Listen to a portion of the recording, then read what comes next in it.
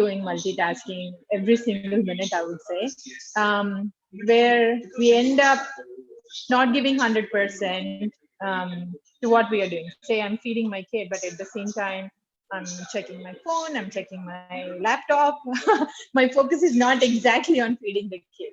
So, how to stay in that moment and justify the task that we are doing and be alive in that moment, and also not feel guilty for not doing many other things at the same time that we are doing this one task, and be content with what we are doing. This I would just I mean that also gives us happiness at the end of the day, because we were able to justify as much as we can. And I think it also helps in decluttering the mind. Many other things will fall in place, right, if we just follow mindfulness. That is how my thinking process is at the moment. I think I still need to declutter my thinking process as well, but this is where I'm heading, Ram. Hmm. Interesting. Very interesting. Yes. I would add also the part of yes, reading books for sure. They open up, our subconscious. What do you say? At the subconscious level, they do work. So the books reading really helps. And Uh-huh. you're already doing meditation. The other thing I would recommend is to um, spend time in nature if possible. Mhm. Well, now winter is heading, but in any case, take every possible opportunity to walk on barefoot uh, whenever possible. So you're grounding. Whenever we are grounding, I think we become automatically more mindful. Try to watch sunrise, sunsets, if at all you have your skies clear and you can watch them, or you just watch a tree, or just spend time in nature. Try to Right. talk with nature. Try to talk with plants in your home.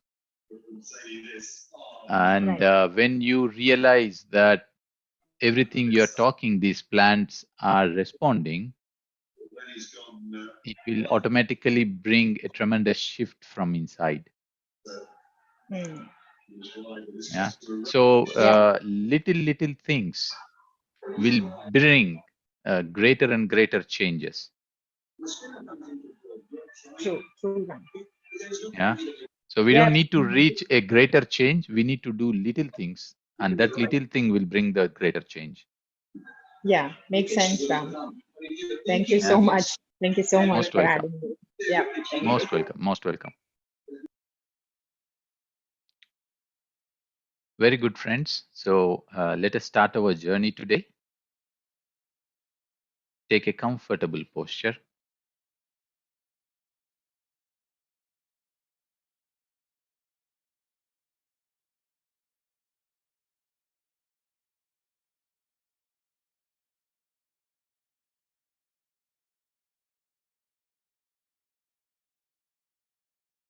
Cross your legs one above the other.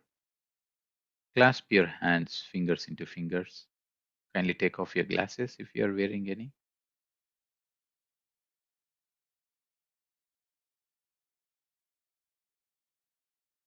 Close your eyes.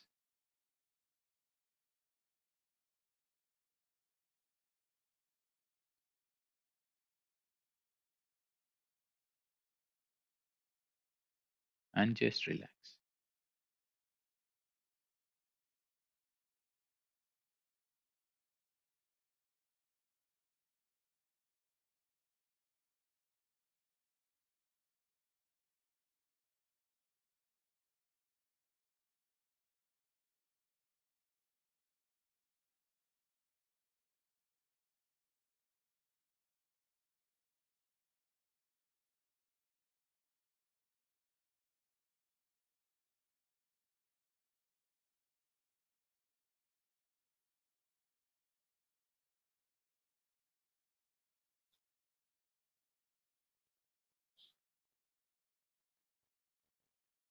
Let us try today something new.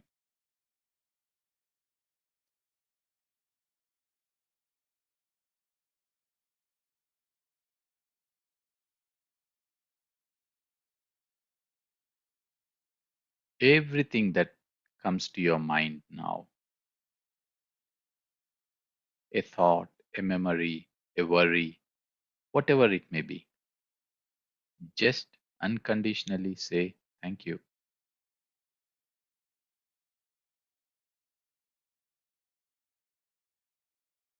Just say it. Thank you, thank you, thank you.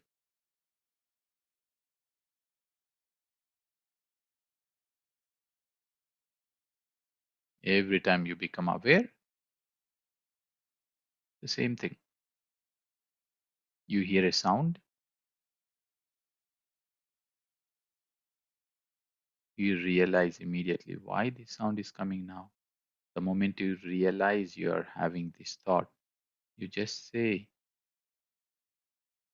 thank you, thank you, thank you.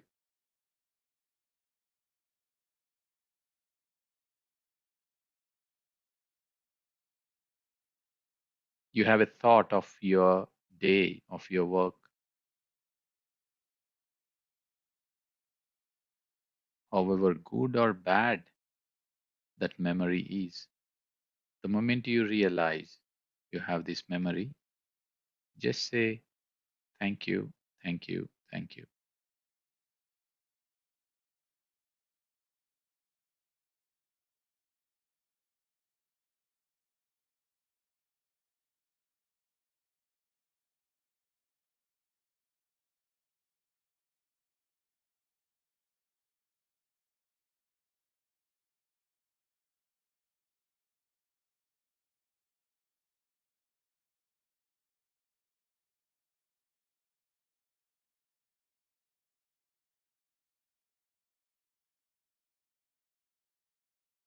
Then you are in a wonderful space, a space of joyfulness, a space of gratefulness, a wonderful energy that you notice within yourself.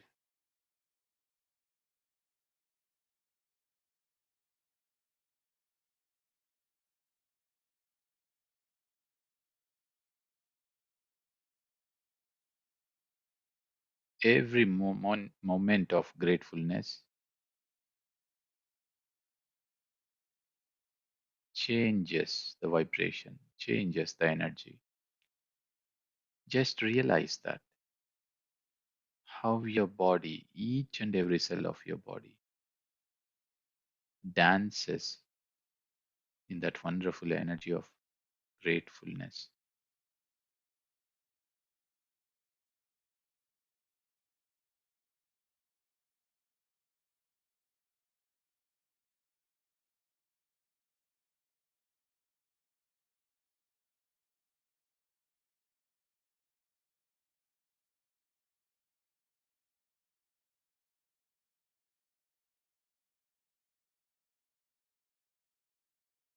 As you become aware of being in this wonderful space, become aware of your breath,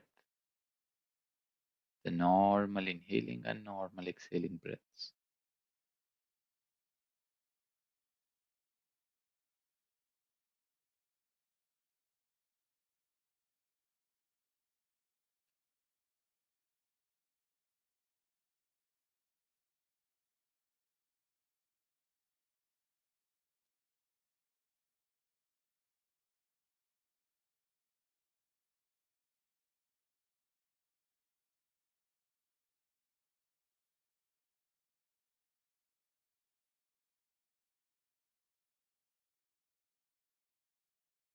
And maybe there is a thought, a memory, a situation from outside.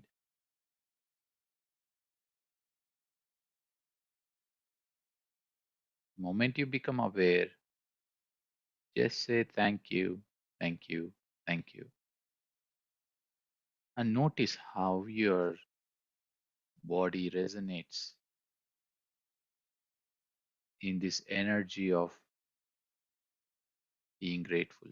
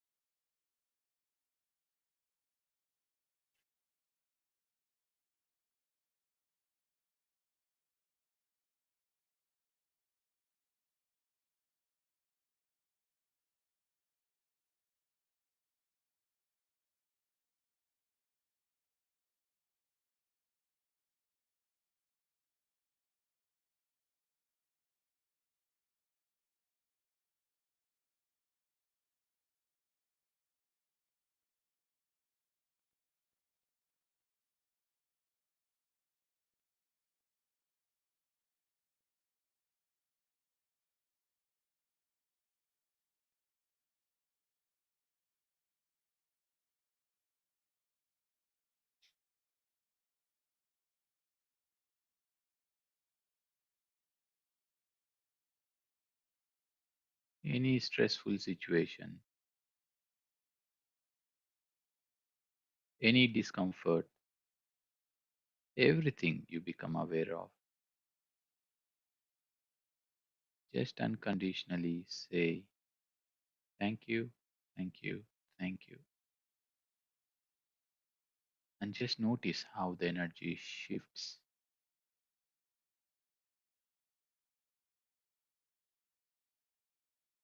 Notice how the light envelops yourself,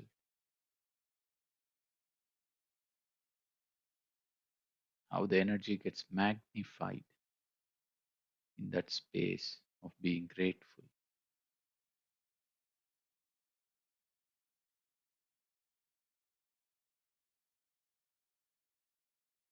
It is as if the aura around your body expands with no limits.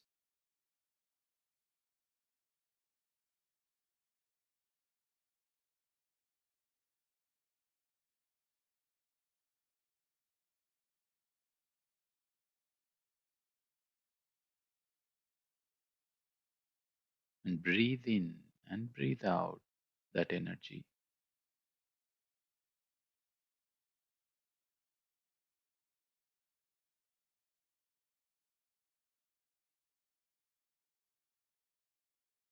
Wherein each and every cell of your body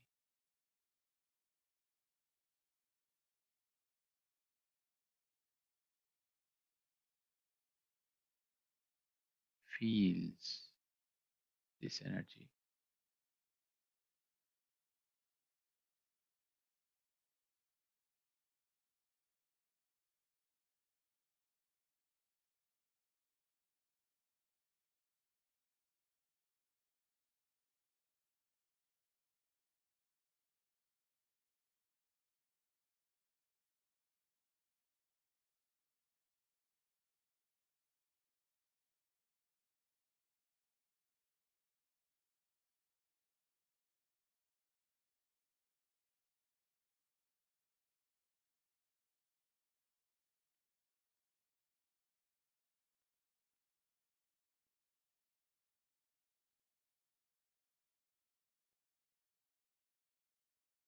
You have a thought, say thank you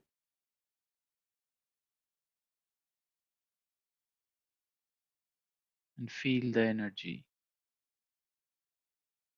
when you do that. Then back to the breath.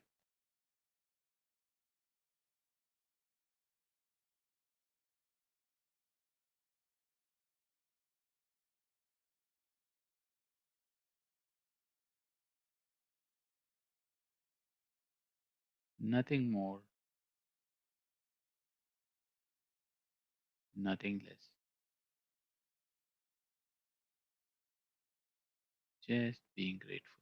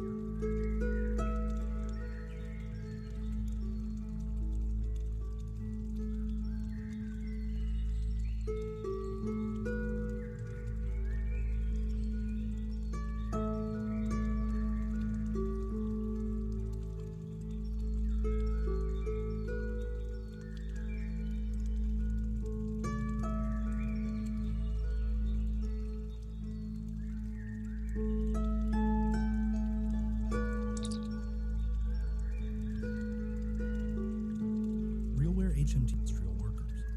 The monocular stability and safety. The boom arm can be moved out of the way when not needed, and the device can be configured for either dominant eye, as well as mounted to a hard hat or bump cap. The HMT-1 is Wi-Fi and Bluetooth enabled and contains a 16-megapixel camera with plenty of onboard storage and memory. With 4 microphones and active noise cancellation, voice recognition is highly accurate in up to 95 decibel environments. Rated IP66, it is waterproof, dust-tight, and resistant to a 2-meter drop onto concrete from any angle. It's also fully operational from negative 20 degrees Celsius to 50 degrees Celsius. The battery lasts 8 to 9 hours and is hot swappable.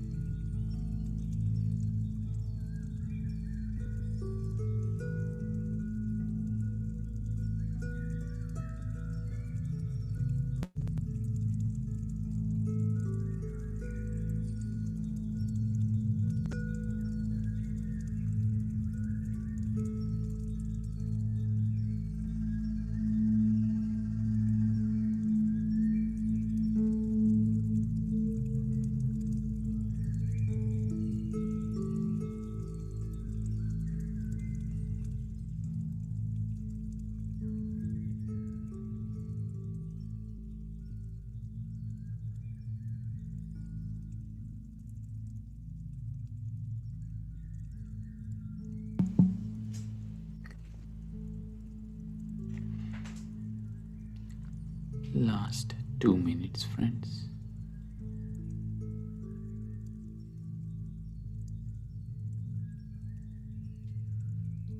Slowly bring back your awareness. And as we end this session, let us remember and connect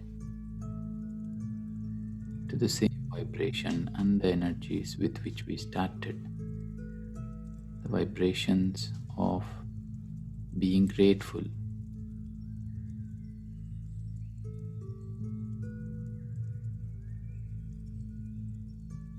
That's the magic word of everyone's life. Being grateful for everything, everyone, and every situation.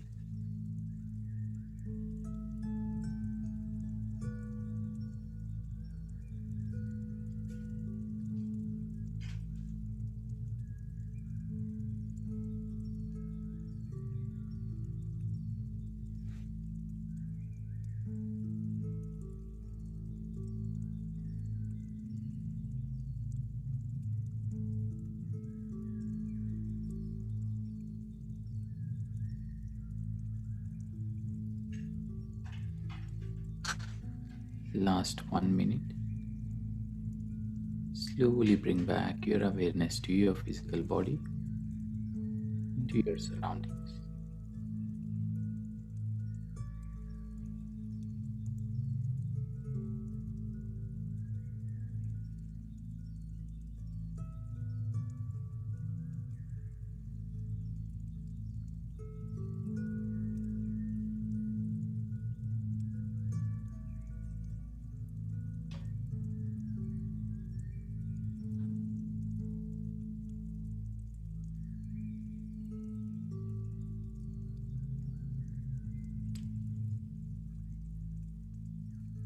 Last 20 seconds.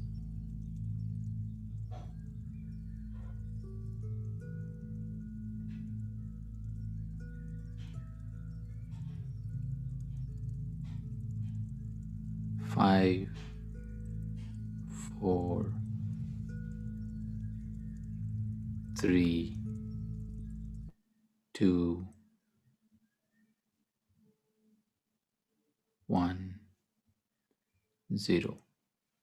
Slowly place your hands over your eyes for a few seconds.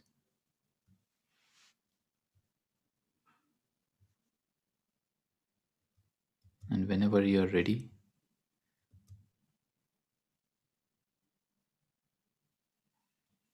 you may open your eyes and take off your hands.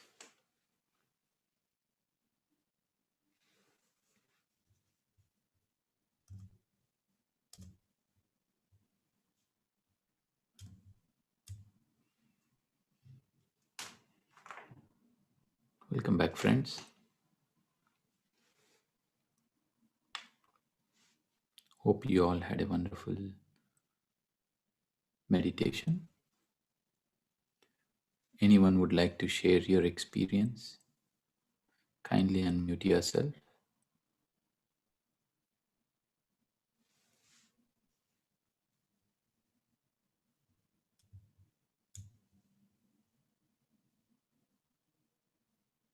Yes, Prabhaji, would you like to share something? Please go ahead. Yeah, it's a wonderful meditation and wonderful music. Can you please send the link of the music if you can? Yeah, that's a good thing because I have downloaded them from YouTube and now I do not know how to find it. I will try to see on the title. Okay, that's fine. Find That's it, I will fine. No share it problem. on That's the fine. No problem. It was so good. Yeah. Thank you. Thank you, Prabhaji. Anyone else, friends? How was the gratefulness? Hello, Ram. Well, hi, Sahir. I'm good. And how are you? All is well. All is well. Yeah, I hope all is. Yes, all is well. And we Yeah. have to be grateful for this, really. I was discussing this with you last week, I think, and with with Madhu as well 2 days ago that when I really started to integrate the feeling of real gratitude from the heart, I felt like I'm expanding. I felt like I have it all. I don't need anything else. Although in the material world, you think like I need this, but and especially in these times in the whole world, but no, we have more than enough that we don't direct our attention to it. So you, Ram and Madhu, thank you so much for reminding us each time for the real gratitude. And but it's different when it's sensed. You know, it's not to be described because all the good manifestation gurus always say it starts with gratitude, and it's real. Yeah, yeah. When we catch Thank, that mantra, thank you so much, Ram. everything is realized, everything is known. Exactly, It's, exactly. Yes, it is present. It is there. Yeah, we have to just put our hands to pick it with our intention and gratitude. Yeah. Thank you. Thank you so much, Ram. Thanks a lot, Sahir. Thank you. Anyone else, friends?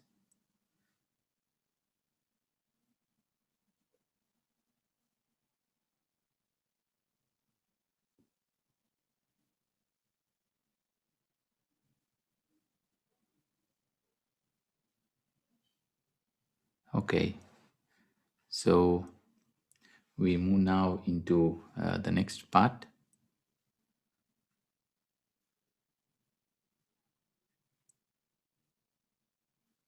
So the untold story of Sita, continuation, part 2. And just a moment. Madhu?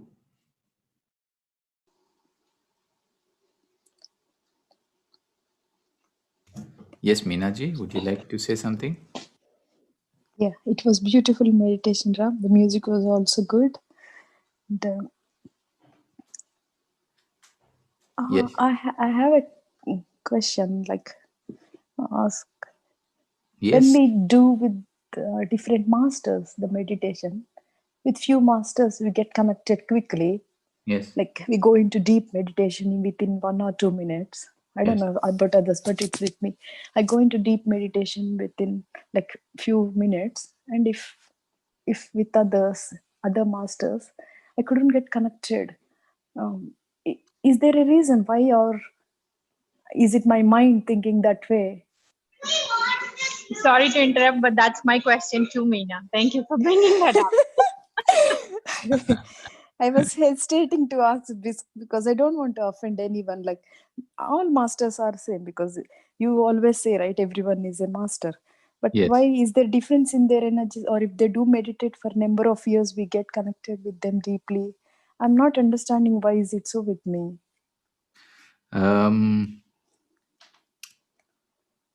I think as we start our journey, we all have certain preferences, certain connections.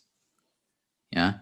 And sometimes it could simply mean, it could simply start with the way we connected with these people or how we know these people.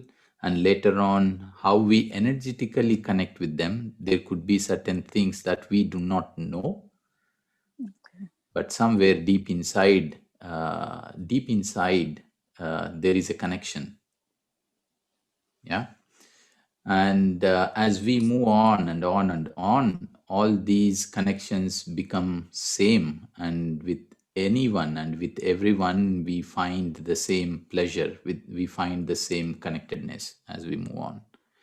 So so as far as you enjoy certain presence of certain people and presence of certain masters, meditation sessions, enjoy them. So Yeah. I think this is how I see it. Okay. Yeah. Okay. Thank I you. don't know if my answer answers your your question. It could be various things. Maybe the best way is also sometimes ask yourself, and maybe there would be a voice from deep within that you will Yeah, hear. true. Thank you, Ram. Thank you, Meenaji. Does that resonate with you too, Kavitaji?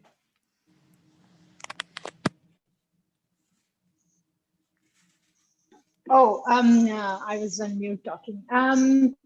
Yes, Ram. But I would say, even though when you said ask yourself, yes, I tried that. But I'm still not connecting at all.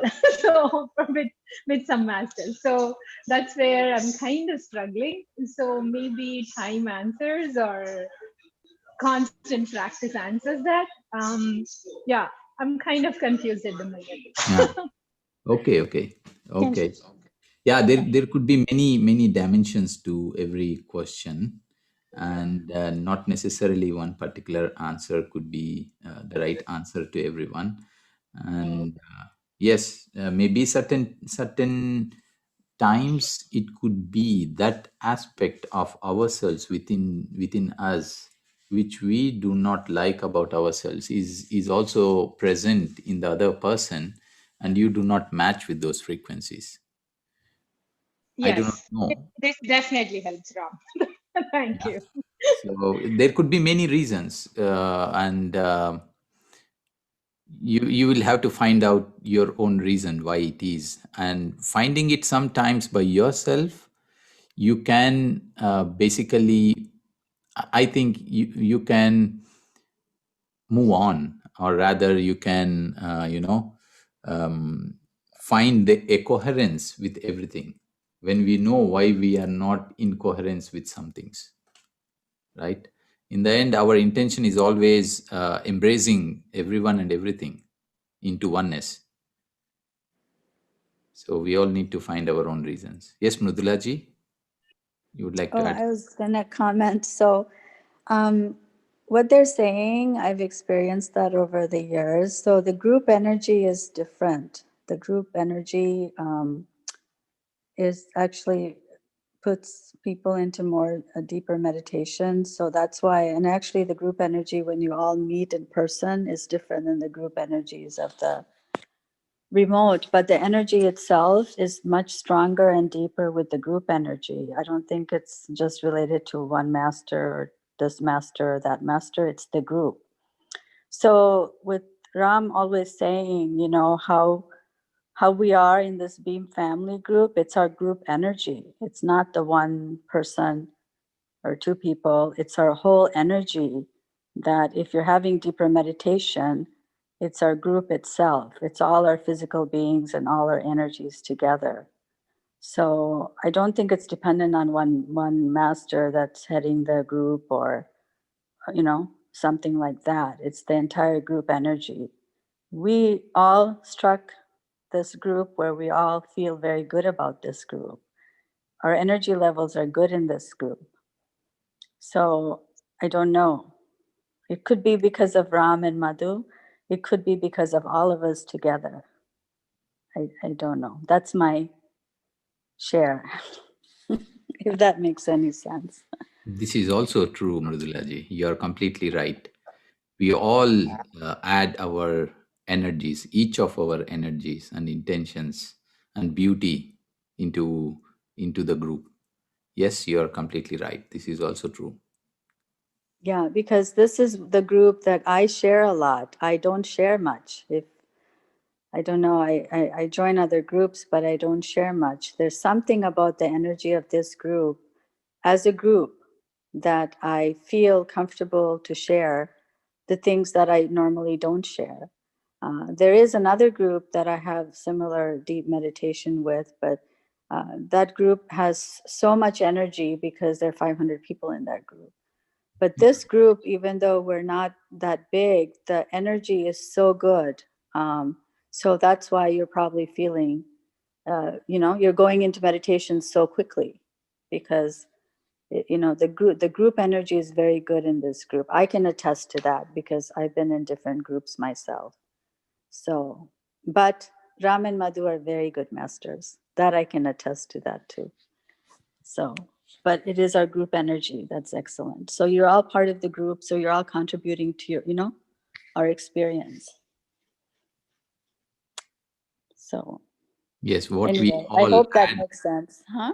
Yes, what we all add into these groups is each one of us adding pure love, and that really makes an Everest of difference how we connect with each other.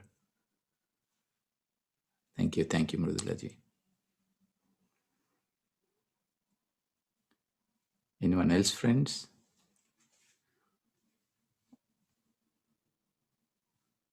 Okay, we have Madhu now ready to share a story of Sita. Let's hear. Over to you, Madhu. Hello, friends. That was really beautiful sharings, and we are very happy that each one of you who are in Beam Family Group makes a difference to us. It's as Ram said, it's not we, me and Ram. It's all of us together that makes the energy of this group that beautiful. And thank you, each one of you. And with this, I want to start the story.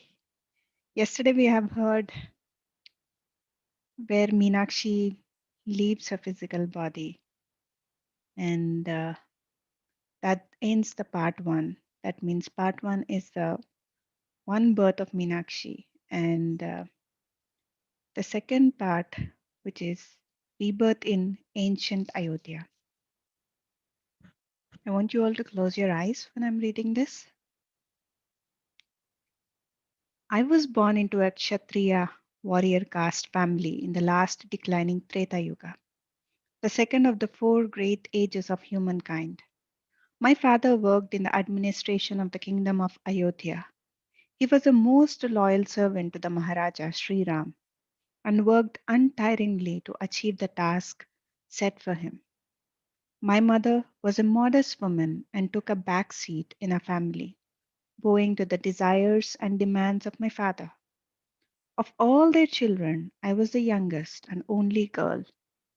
Much of my growing up years were spent alone, as my brothers were much older and were married while I was still young.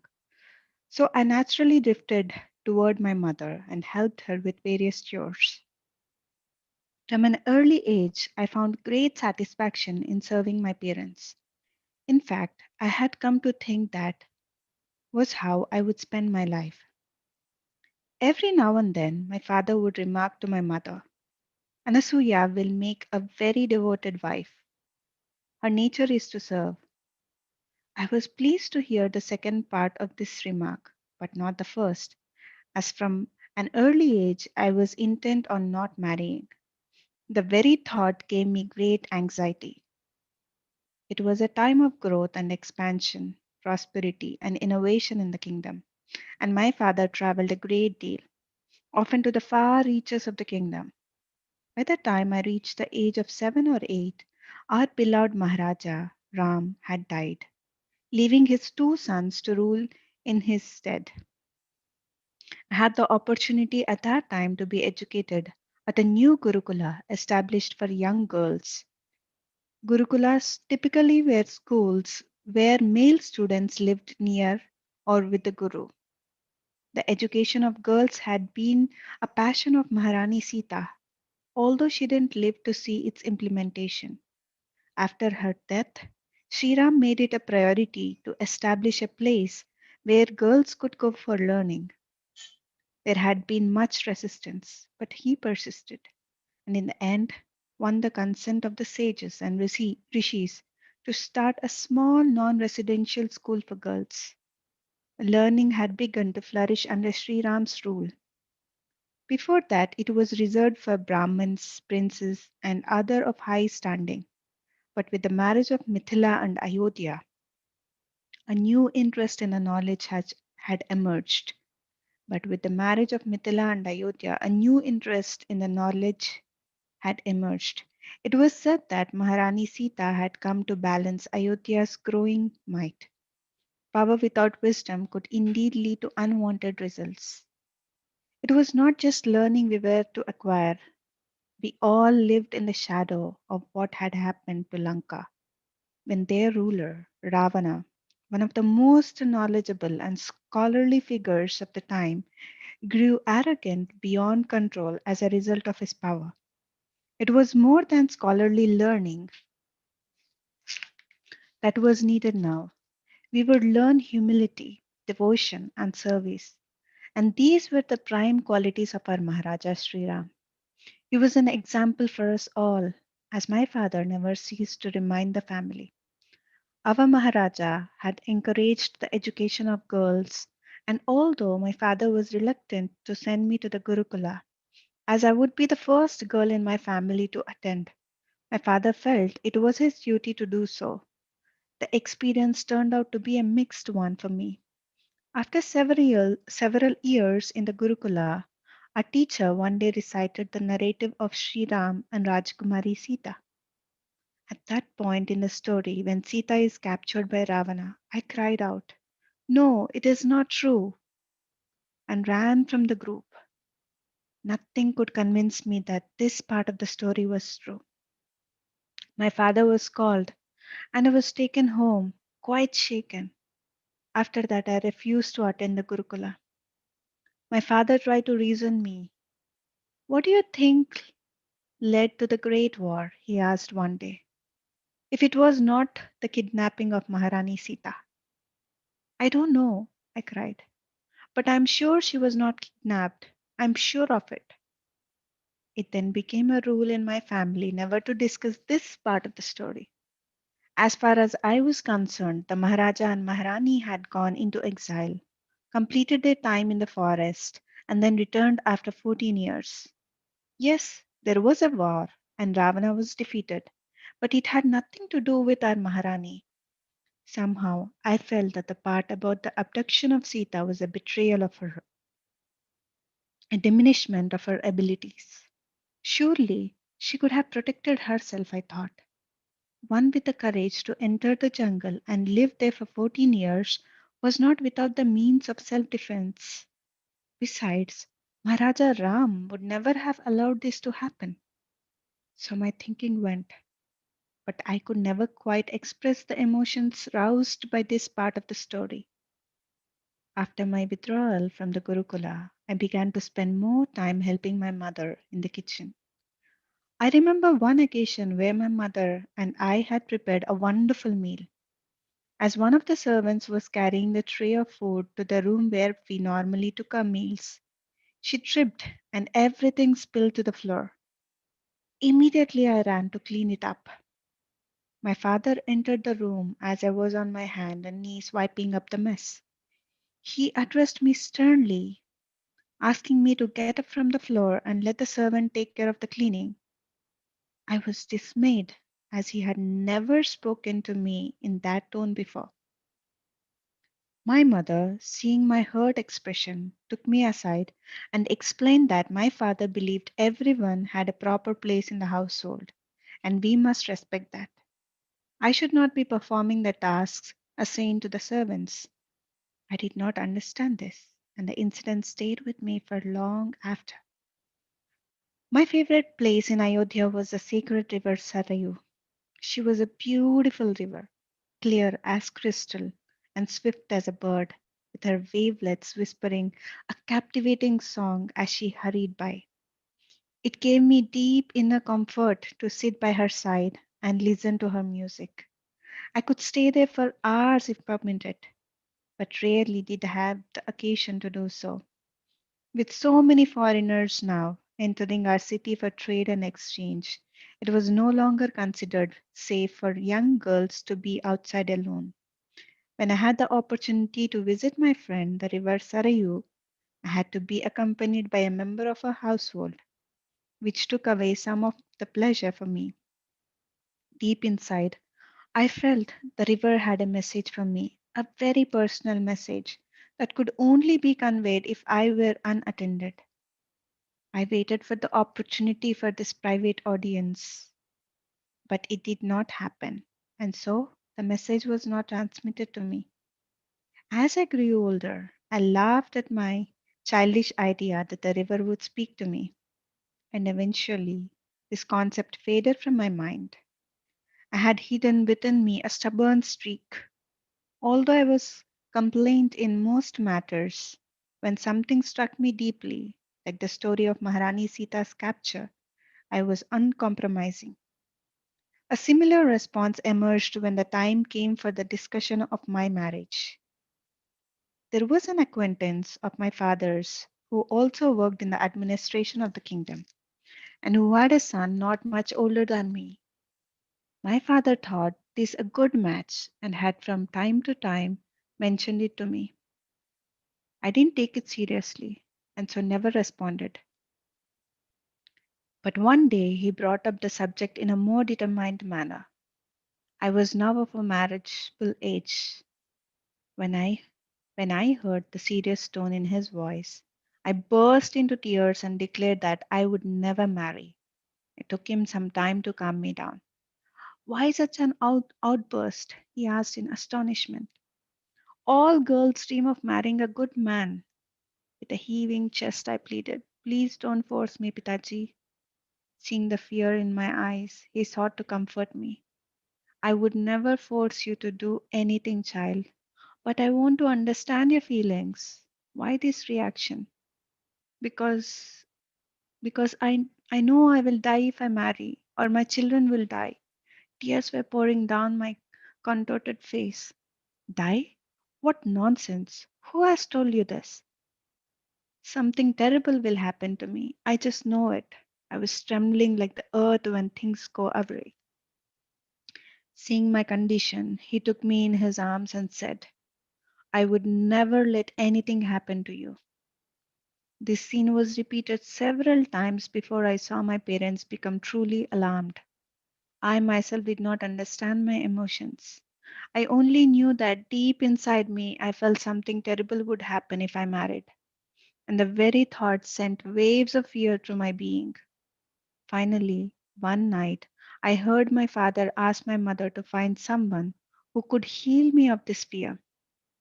My mother took me from one healer to another, tried all sorts of medicinal plants, and even called a Brahmin priest to perform special pujas.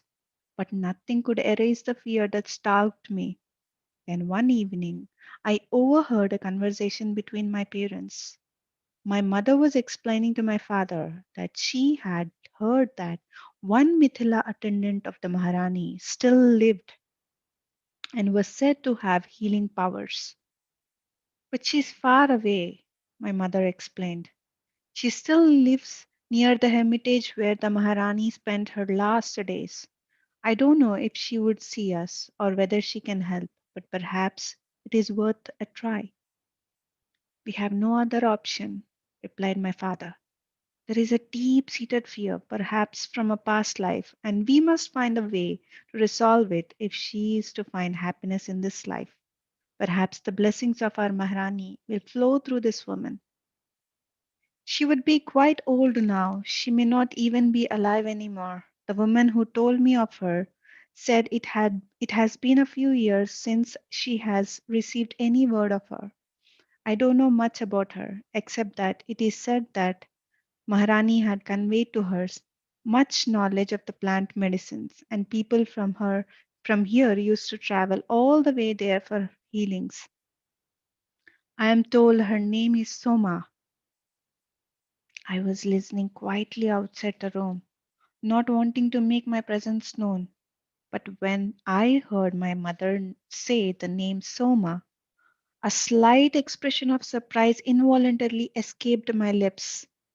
My parents fell silent when they heard my murmur, realizing that I had unwillingly revealed my presence.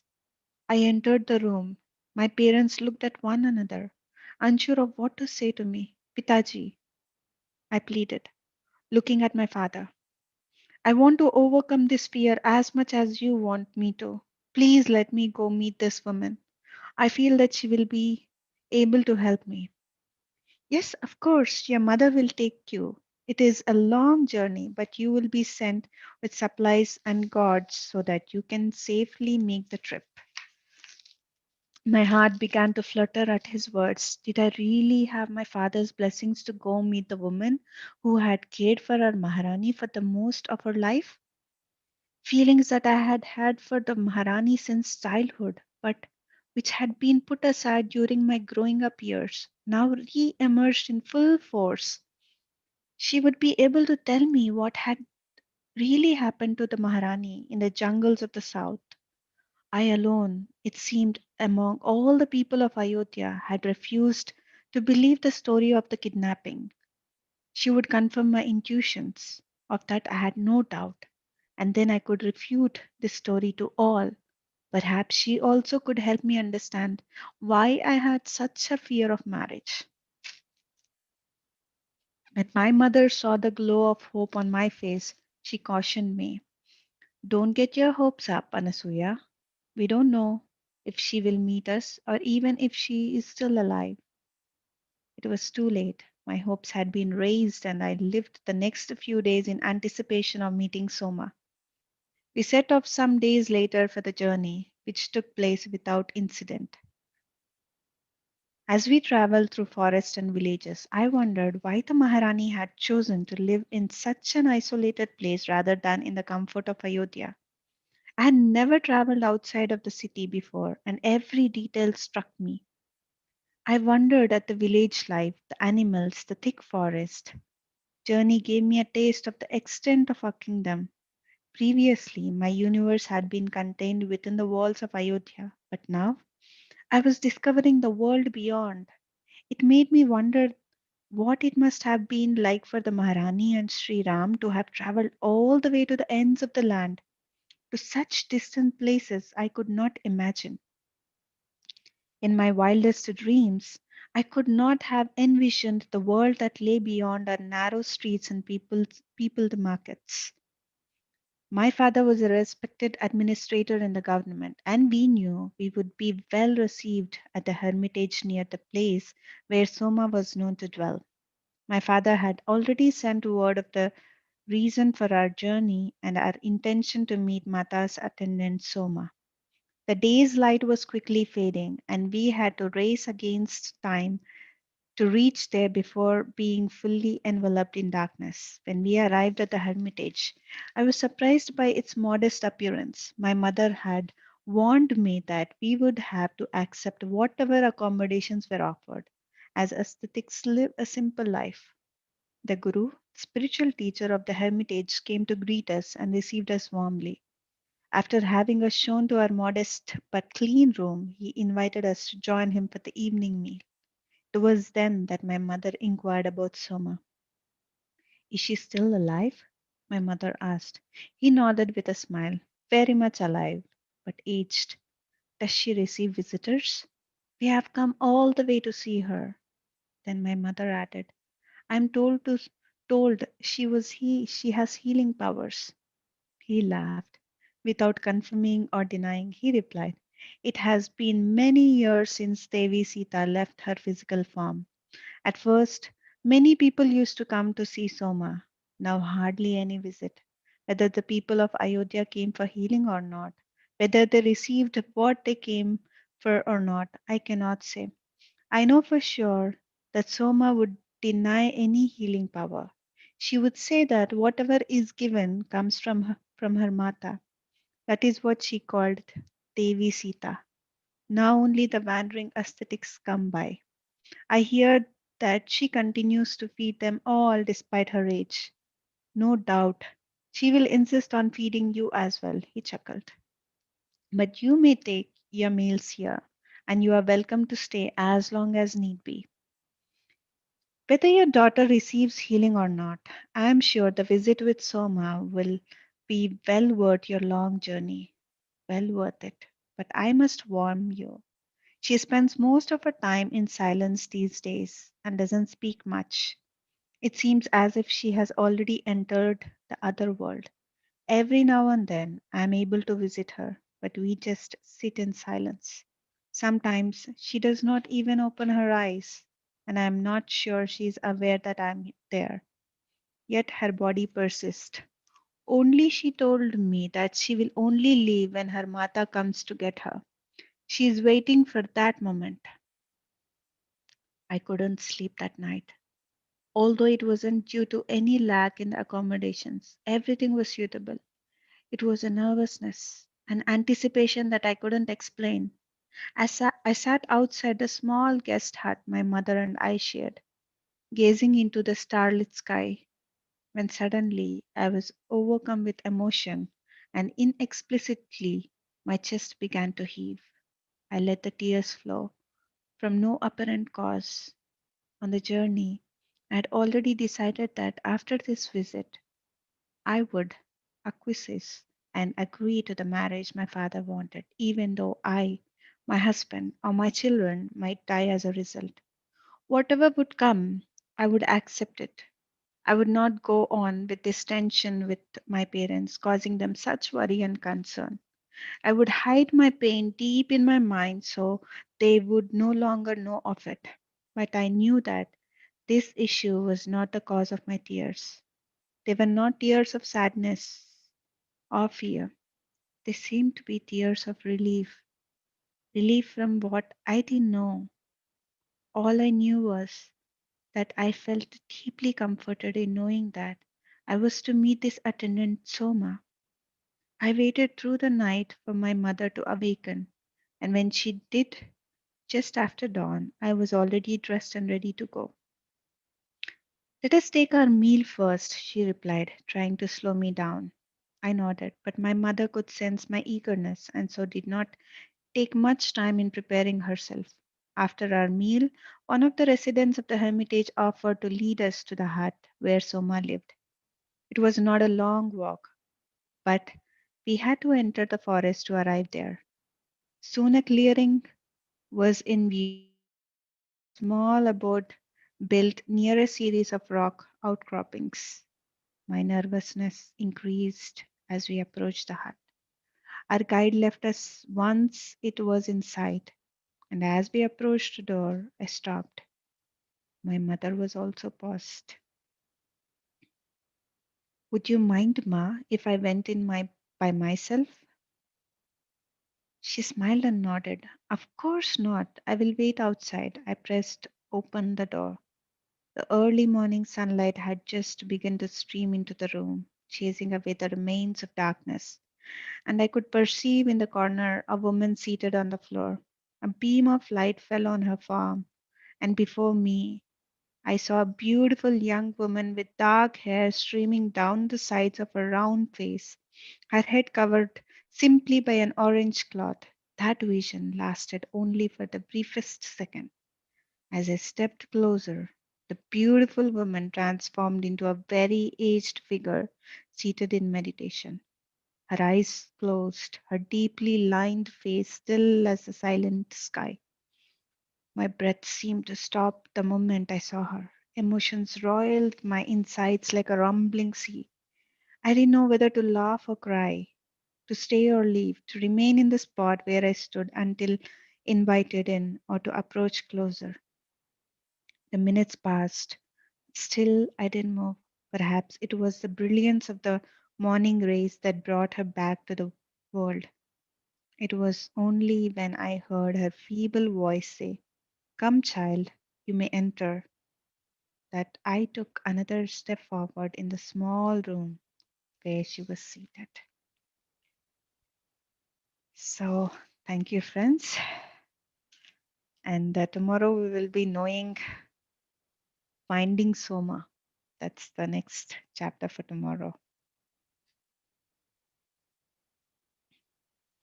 Is there anybody who wants to share? Please go ahead and share, friends.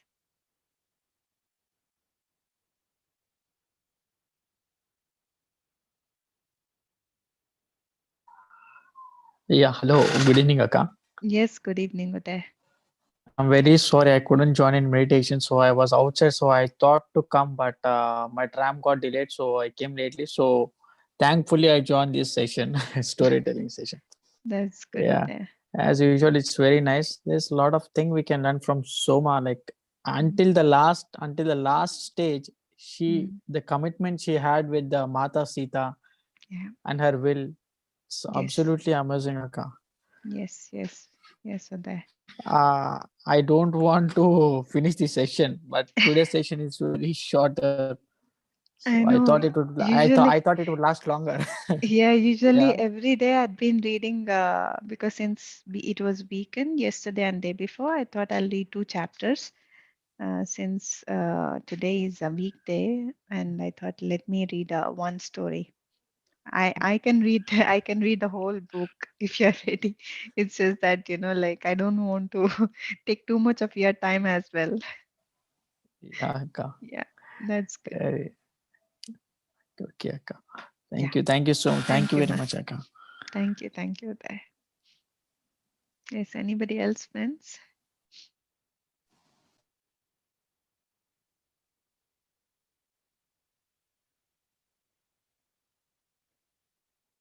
Yes, all right then. Just take the story in. And tomorrow we will be having a morning meditation by Master Ravi from India. So with the same Zoom link at 6 a.m. Germany time or 9:30 a.m. India time. Please do join in. And again, we will meet evening at 6 p.m. Germany time and 9:30 p.m. India time. Yes, and Ram had shared already the today's music, which Surya Prabhabji had asked in the group.